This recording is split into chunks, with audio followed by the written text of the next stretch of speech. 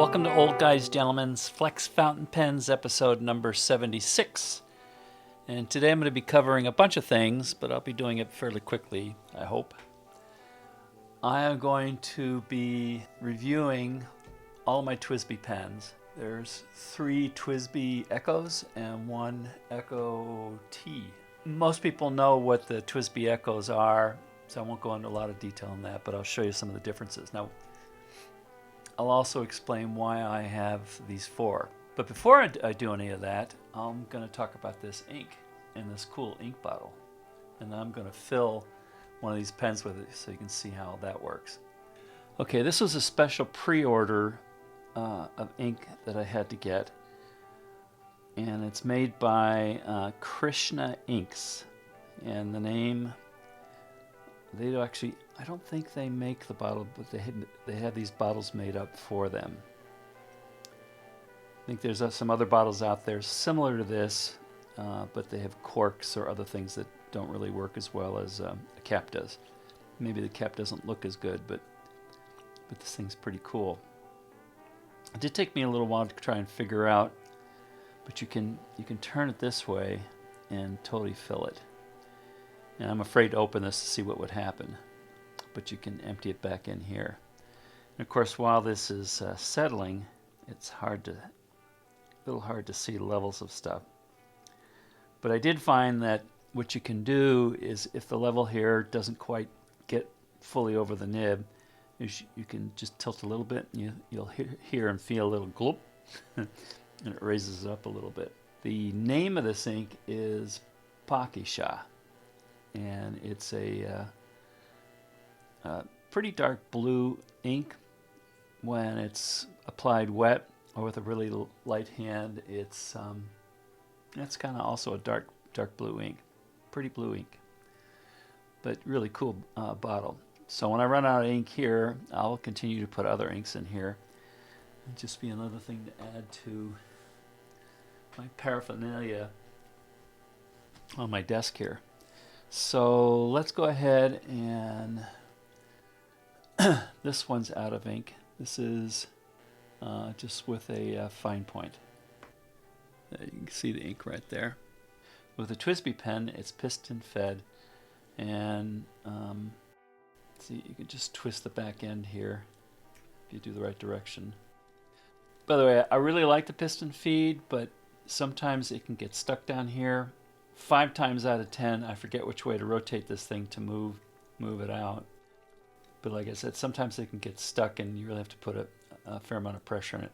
But they do set you up with a tool where you can pull this thing apart, and they also give you a nice supply. It's a small bottle, but it'll last forever, of silicone grease that you can put on the threads or on the seals, etc. The other thing about all of these ECO pens, TWSBI pens, is they have these nice little seals everywhere. So that's totally sealed. You'll never get a leak out of that. When you post it, there's another seal in there to kind of help keep it in place. The length of this pen closed is about 5.5 inches. Posted, it's like 6 3/4 inches. The barrel, yeah, it's about 1/2 inch. And the section is a nice, little over 3/8 of an inch. Nice pen. They all come with steel nibs as far as I know, but I got some special nibs over here that I'll show you. This happens to be a fine. Let's go ahead and fill it up. Now, I'm not sure if that ink level is going to be enough, but we'll find out. And with the design of this bottle, as I'm pulling ink up, more will come in here. Ta-da!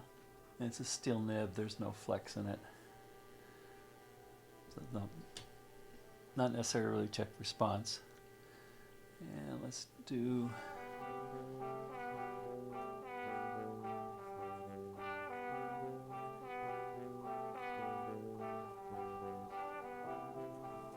Quick brown fox. And so that's that pen. I think that was the first pen I had of TWSBI's, and I got that because I want to know, well, first of all, I love demonstrators, and then I just wanted to see what it was like. there have been complaints, rumors, stories about cracks in these things, and I've never had a crack. I don't use them all the time because the nibs don't flex. But they're it seems like a good, reliable pen that's relatively affordable. So that was that pen. Okay, so I got these when late 2019, and I was looking to teach myself some Morrocan Arabic called Darija, and I didn't know anything about that language. Usually with languages, I like the written word to go along with the word for me to have it stick in my head. And so I was trying to learn Arabic, and when they write, they use standard Arabic.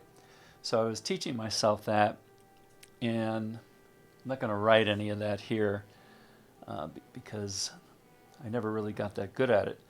But there's thin lines and thick lines. Does that sound familiar? There was line variation going on, especially depending about how fancy you want to get with the script. So I wanted to see if there was a pen, and traditionally I think they use like a reed quill, but I wasn't going to go that far into that culture. So I was thinking, well, maybe there's a pen that will kind of naturally, because with a flex nib, your line variation comes on downstrokes. But in the Arabic alphabet, probably most of the downstrokes are thin lines, and it's the cross strokes that are the thick lines. So that's why I didn't use a flex pen. I mean, you could do it by twisting the pen and twisting your arm or moving the page, but so the first thing I did is I looked at stub nibs. I had read that sometimes people who do that kind of stuff use stubs, and I think this is my stub nib one. Now this particular ink happens to be Pelikan 4001 Violet, pre-filled. So this one is a 1.1 stub. So here you'll see some of the power of a stub nib. And I didn't have any stub nibs. Almost all my stuff is extra fine, double extra fine, triple extra fine, needlepoint, that sort of stuff. So on the downstrokes, they're really nice and broad, depending on how you use the pen. Should be close to 1.1. And then the cross lines are pretty thin, you know, close to maybe 0.1 millimeter, something like that. So I actually used this for a while.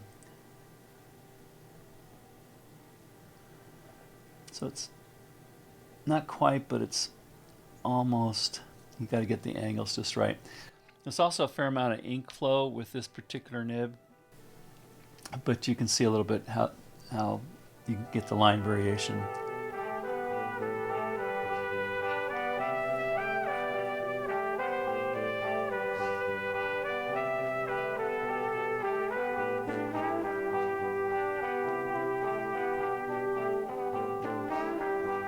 That's what that is. Okay, so that's the stub nib. I did not end up using this one it was just, I didn't get the desired results. So then what I did is I had read that a left oblique or left oblique nib. So I went out, and by the way, I got these others from Jet Pens. And then I went to Mark Bacchus at the nib grinder, and he made me a left oblique.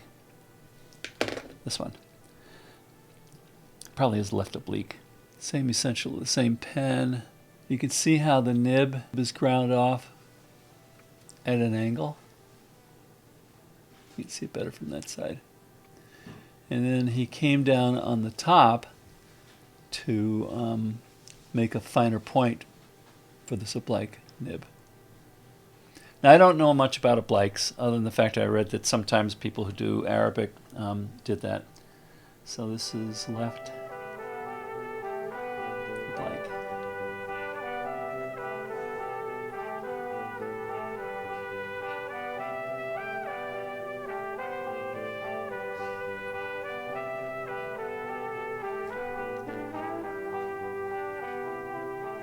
So I get a little bit broader stroke on the down strokes and a little bit thinner on the cross strokes.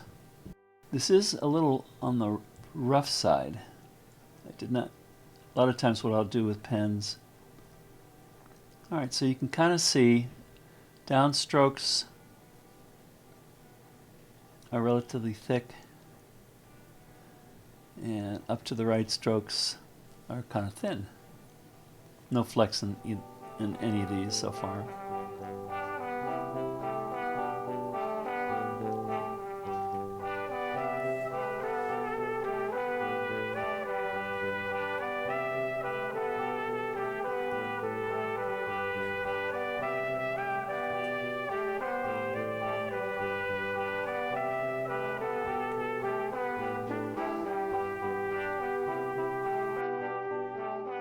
I think there's probably a special way to write with a nib like this, and I don't know what it is,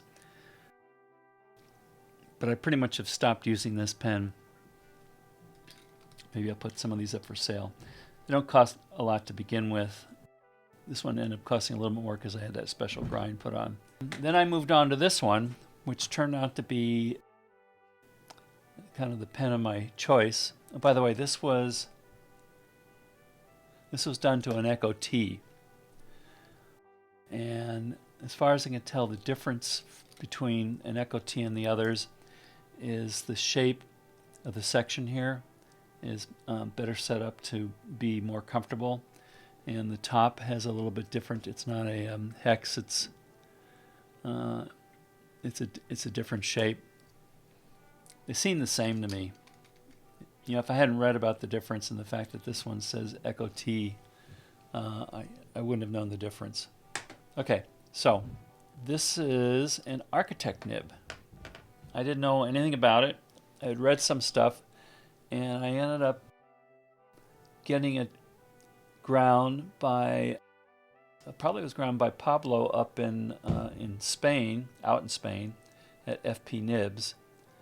And this one I found not only helped me with the Arabic that I was learning, but now I use this for my watercolor and ink stuff. Depending on how you use this nib, it can give you a lot of different lines. So this is the architect.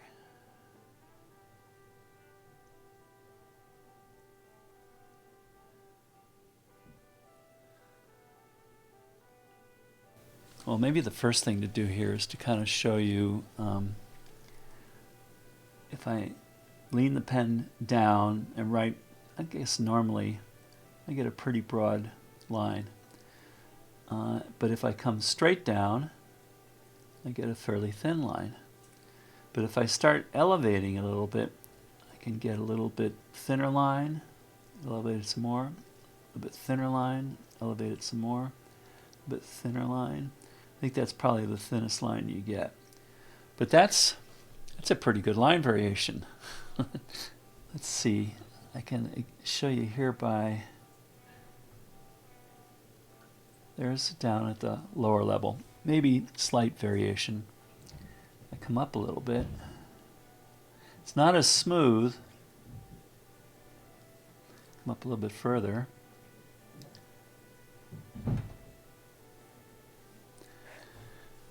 And so with this, I was able to do a lot of the Arabic work that I'm talking about. Maybe I should show you. So here I was using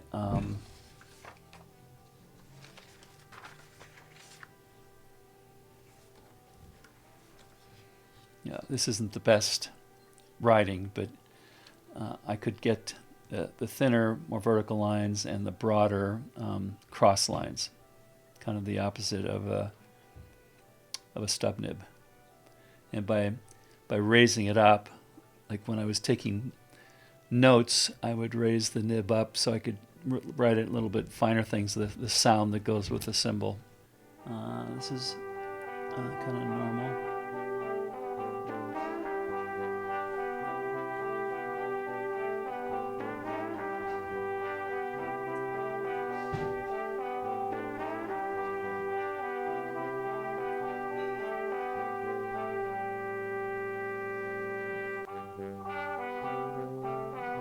And then elevated.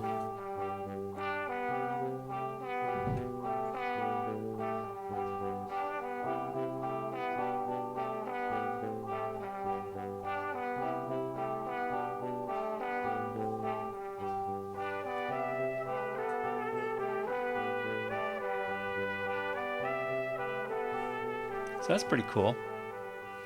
A lot of the guys do reverse writing. What happens when I do that? It's probably thin as well. Yeah. It's like ultra thin. In fact, that's kind of starved of ink, so I don't think that would work all that well. So, there you go. Okay, so that's my review. This Architect nib is the only one that I really use. These others I don't use that much, so I might clean these up and put them up for sale, maybe as a bundle. I guess that's it. Hope you enjoyed it. And the ink, really cool Krishna ink. Makes me want to try some of the other inks. It is a really rich blue. Maybe that's another review. Anyhow, till next time, thanks for watching.